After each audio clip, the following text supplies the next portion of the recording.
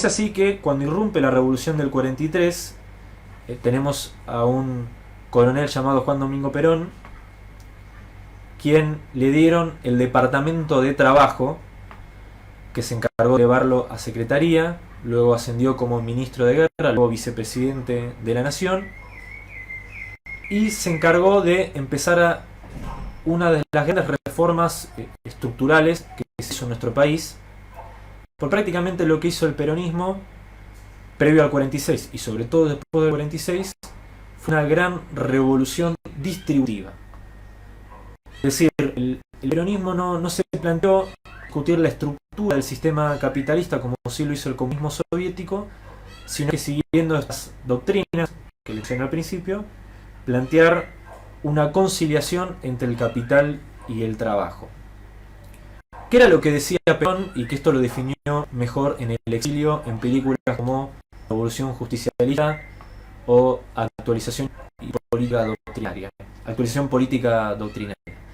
Perón decía en el exilio de forma muy sencilla que después de la Revolución Francesa surgió el capitalismo como sistema económico y que generó un progreso tecnológico en la humanidad como nunca lo había hecho en su historia. En 150 años el humano avanzó tecnológicamente como no lo hizo a lo largo de miles de años.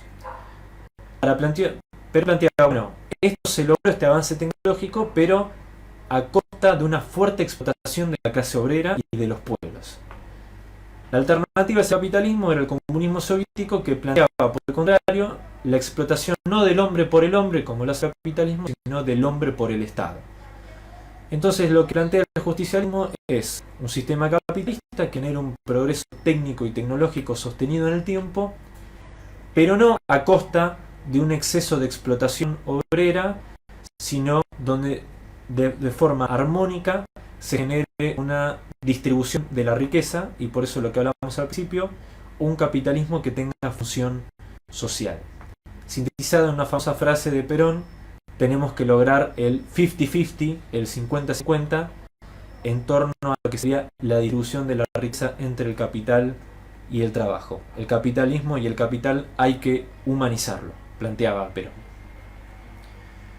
Entonces tenemos la revolución del 4 de junio del 43, yo le llamo revolución porque cuando nosotros hablamos del 17 de octubre lo llamamos el Día de la Lealtad. ¿Por qué el 17 de octubre es el Día de la Lealtad? Porque la revolución fue el 4 de junio del año 43. Bien, lo que tenemos en esa etapa pre-17 de octubre es que Perón ya empieza a iniciar una fuerte distribución de la riqueza que se va a perdurar hasta el año 55. ¿Cómo era la estructura de la economía política peronista del 43 al 55? Se puede separar en dos ejes muy sencillos. La primera, lo que venimos hablando recién, es una distribución de la riqueza consolidada a partir de una estructura tripartita entre capital, trabajo y el Estado como mediador. Dentro de esa estructura, ¿cuál es el instrumento por excelencia en el cual se logra esta distribución de la riqueza? Los convenios colectivos de trabajo. A través de los convenios colectivos de trabajo, las famosas paritarias entre sindicatos de obreros y agrupaciones de empresarios a través de las cámaras empresariales, se discuten lo que serían los salarios, y a través de esa discusión salarial homologada y mediada por el Estado Nacional a través del Ministerio de Trabajo, un ministerio creado por el peronismo, se logra esa distribución de la riqueza. Hay una segunda distribución que vemos en el peronismo clásico de 43 al 55, que es una distribución de la renta de la tierra, de los productos agropecuarios, hacia lo que sería el sector industrial. Y acá es importante mencionar que el peronismo, en cuanto a praxis económica, tal fue su nivel de pragmatismo, que es que no se basó con ningún manual ni ningún modelo rígido económico. Cuando nosotros vemos la praxis económica del 40 43 al 55, notamos que hay varias influencias que se venían dando en la década del 20 y del 30 en el mundo, que el peronismo los ha tomado con una praxis muy interesante. Por ejemplo, muchos historiadores y doctrinarios dicen que la estructura de lo que llaman la ley de contrato de trabajo está inspirada en la Carta de Lavoro de Italia.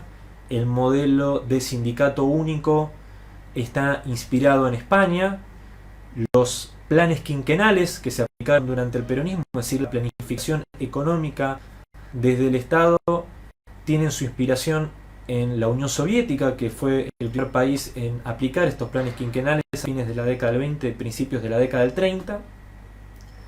Y a su vez tomó esta idea de fuerte inversión de la obra pública, del desarrollo de la industria liviana, de industria de los bienes de consumo y de una fuerte política antimonopólica, de lo que fue el famoso New Deal que aplicó Estados Unidos con Roosevelt en la década del 30. De la mano de nacionalizaciones de empresas económicas estratégicas que se venía dando en otros países como por ejemplo Gran Bretaña y México en la década del 30. Es decir, el peronismo, al menos Perón, supo ver cuáles eran los aportes que están haciendo los distintos países en la década del 20 y década del 30. No se hizo con ningún manual y esas políticas económicas las aplicó en la Argentina en la década del 40 y en la década del 50. No nos olvidemos y retomamos que Perón ante todo era militar. Él hacía primero un análisis geopolítico de cómo se encontraba la Argentina en relación al estado de situación mundial. Hoy, si tuviéramos que analizar nuestro país en el contexto mundial desde un plano geopolítico, tendríamos que incluir esta variable nueva que es la pandemia del coronavirus y las consecuencias económicas que eso trae. Y una vez hecho el análisis geopolítico, se empieza a subordinar todas las demás políticas implementadas por el Estado, ya sean económicas, sociales, etcétera, etcétera.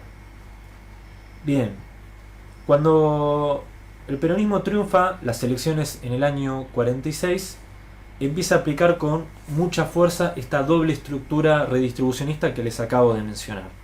La distribución del capital hacia el trabajo y del sector primario de la economía agroganadero hacia el sector industrial. De la mano de nacionalizaciones estratégicas. ¿Cuáles fueron esas nacionalizaciones estratégicas?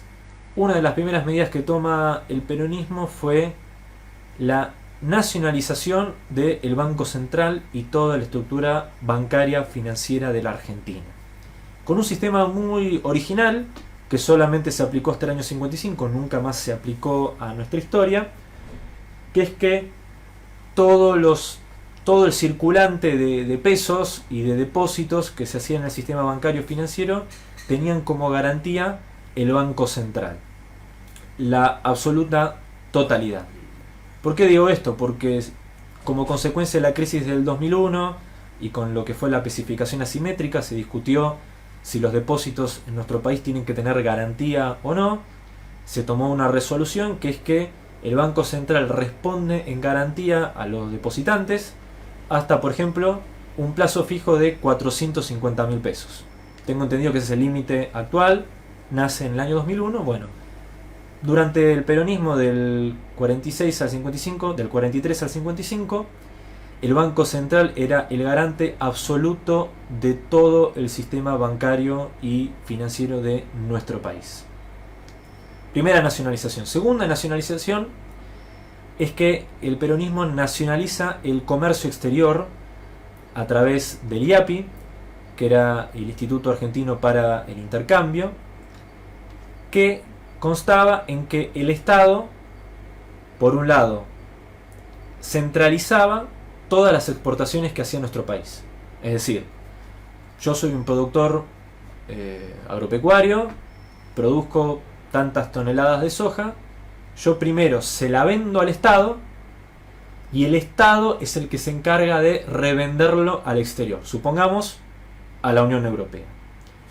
Por supuesto que el Estado lo compraba a un precio X y cuando lo vendía al exterior lo vendía a un precio X más 1. Es decir, el Estado se quedaba con una diferencia.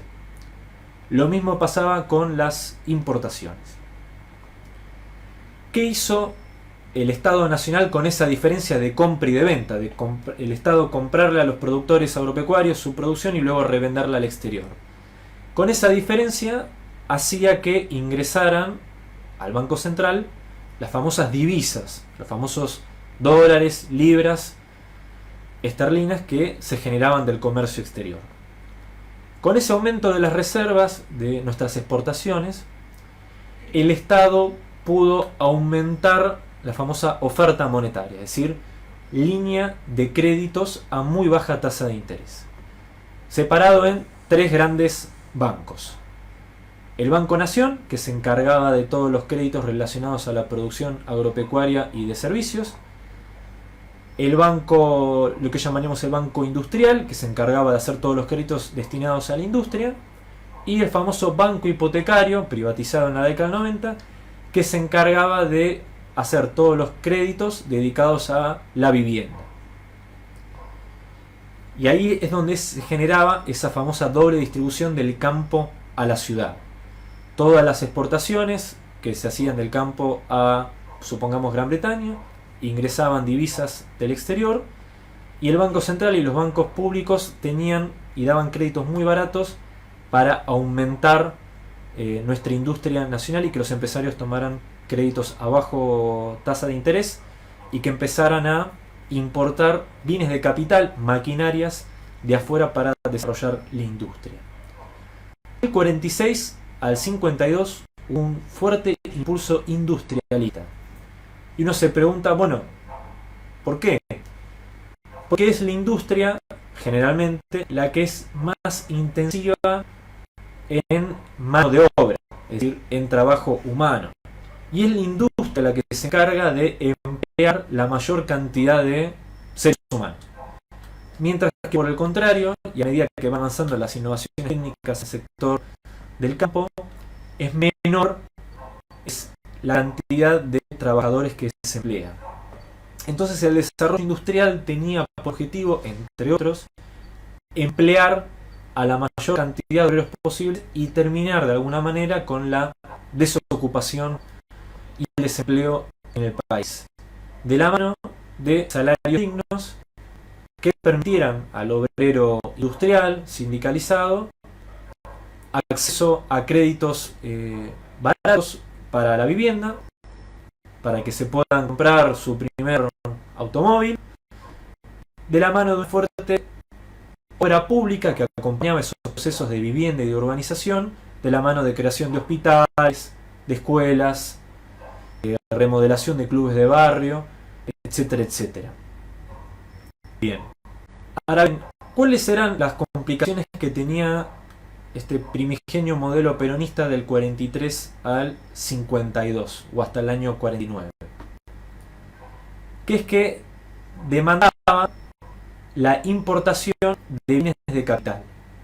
Es decir, se aumenta la industrialización del país, perfecto, pero este país y esa industrialización se usaba para la venta de bienes finales, ropa, calzado, supongamos, no sé, termos Lumilagro, etcétera, etcétera. Ahora, lo que no producía la Argentina eran las máquinas para producir esos bienes finales de la economía. Entonces, ¿cómo estaba nuestra situación con el comercio exterior? Bueno, nosotros exportábamos bienes primarios, como siempre lo hicimos, y con ese dinero se usaba para importar de Estados Unidos, y este dato no es menor, máquinas para producir bienes finales industriales. Bien. Ahora, ¿cuál fue el problema de esto? Que obviamente nosotros exportábamos productos primarios que valían menos que lo que nos costaba a nosotros como país importar maquinaria proveniente de Estados Unidos. ¿Por qué importábamos de Estados Unidos? Porque era el único país que estaba en condiciones industriales de exportar maquinaria y bienes de capital. Y acá es donde entra en juego también la geopolítica. Cuando apenas termina la Segunda Guerra Mundial, tuvimos un boom de exportaciones muy buenas donde Europa demandaba alimentos y lo pagaban a muy buen precio. Eso a nosotros como país nos permitía estar holgados para tener dinero para importar maquinarias de Estados Unidos y fomentar la industrialización del país. Pero terminada ese boom de principios de posguerra, Estados Unidos empezó a tomar cartas en el asunto e ideó algo que se está hablando hoy en día en el contexto del coronavirus, lo que se llamó el Plan Marshall, que consistía en que Estados Unidos se iba a encargar de la reconstrucción de la Europa destruida por la Segunda Guerra Mundial, como también incentivo para evitar el avance soviético. Ahora, yo les mencioné que Estados Unidos no es solamente una potencia industrial, sino que también es una potencia agrícola, ganadera y de comercio, es decir, es puntero en los tres aspectos de la economía. Y en ese sentido, cuando se crea el Plan Marshall, Estados Unidos da un montón de dinero y de créditos y de subsidios y de subvenciones a los países de Europa para que se puedan reconstruir, pero esto obviamente no era gratis, sino que los países europeos estaban obligados a importar productos primarios de los Estados Unidos. ¿Qué significa esto? Que hubo una merma en las exportaciones de productos primarios de países latinoamericanos. Por lo tanto, tuvimos un menor ingreso llegado el año 48, 49, 50, dado que países como Gran Bretaña, como Francia, Italia, estaban obligados a importar los productos primarios de Estados Unidos como contraprestación del Plan Marshall. No solamente eso, sino que además lo que exportábamos a Gran Bretaña, Estados Unidos había obligado a los países europeos, principalmente Gran Bretaña, a que las libras con la cual Gran Bretaña pagaba a la Argentina nuestros productos agropecuarios no se pudieran convertir en dólares. Es decir, a nosotros que nos critican tanto por el cepo y por la libertad cambiaria, de que uno quiere comprar dólares, etcétera, etcétera, Estados Unidos le prohibió a Gran Bretaña que cuando comprara con sus libras productos argentinos, esas libras se puedan convertir en dólares. ¿Qué era lo que pasaba? Argentina exportaba carne, Gran Bretaña nos daba libras y nosotros no podíamos convertir esas libras en dólares para poder importar la maquinaria que venía de Estados Unidos. Y eso fue un sabotaje por parte de Estados Unidos que realmente impactó negativamente en la economía argentina, que no solamente impactó por las antipatías que tenía Estados Unidos con Perón, que lo acusaban de nazista, como ya sabemos, sino que también impactó en las economías como por ejemplo la del Brasil, que irónicamente sí se sumó a la Segunda Guerra Mundial a poco de iniciarse. Bien. Y en ese contexto de que libras esterlinas no se podían cambiar por dólares y estábamos teniendo más importaciones y estábamos gastando nuestras reservas de la Segunda Guerra Mundial para importar la maquinaria estadounidense, es que aprovechando ese contexto Perón toma dos decisiones. La primera es nacionalizar las empresas de origen británico, empresas que eran dedicadas particularmente transporte, logística e infraestructura, que se inicia con la generación del 80 y se profundiza también con el radicalismo, hasta el radicalismo de Irigoyen. Estoy hablando principalmente de las empresas de transporte urbano y de ferrocarriles. ¿Cómo se nacionalizan? Bueno, Gran Bretaña nos debía plata a nosotros, algo que hoy nos parece impensado. Gran Bretaña nos debía plata a nosotros producto de la Segunda Guerra Mundial. Y con esas exportaciones a Gran Bretaña, dado que las libras se encontraban bloqueadas, no podíamos convertirlas a dólares, con esa deuda que tenía Gran Bretaña con nosotros y con esas libras que nosotros obteníamos, terminamos de nacionalizar y pagar todas las empresas británicas que pasaron a manos del Estado argentino, donde se consagró de alguna manera, y ahí viene el enfoque geopolítico y militar, de que el Estado se encargue de aquellas empresas que son consideradas esenciales para la economía nacional. Estamos hablando de la famosa Marina Mercante, que se dedica al comercio exterior, el propio comercio exterior a través del IAPI y sobre todo el transporte terrestre a través de las empresas de ferrocarriles. Y por el otro lado, se terminó de pagar la deuda externa. Deuda externa que nace en 1824 con Rivadavia, con el empréstito de la Lehman Brothers, banco británico muy conocido. El peronismo hizo que la Argentina tuviera por única vez en su vida deuda cero. ¿Cuánto duró esta deuda cero?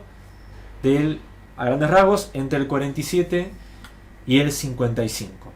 Tal es así que el 9 de julio del año 47 el peronismo hizo un gran acto declarando, así como hubo una independencia política el 9 de julio de 1816, el 9 de julio del año 47 se proclamó la independencia económica, que fue el momento donde la Argentina tuvo deuda cero en nuestra historia.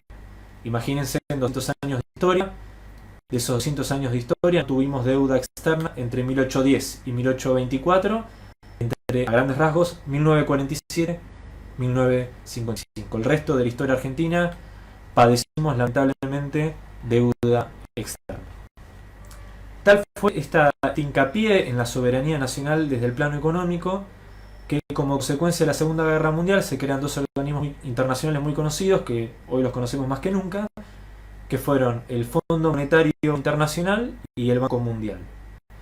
¿Qué decisión tomó Perón en relación a esos organismos? No suscribir ni al Fondo Monetario Internacional ni al Banco Mundial. ¿Cuándo ingresamos al Fondo Monetario Internacional y al Banco Mundial? En el año 56-57, con el golpe de Estado de la Revolución Fusiladora, como la llamamos nosotros los peronistas.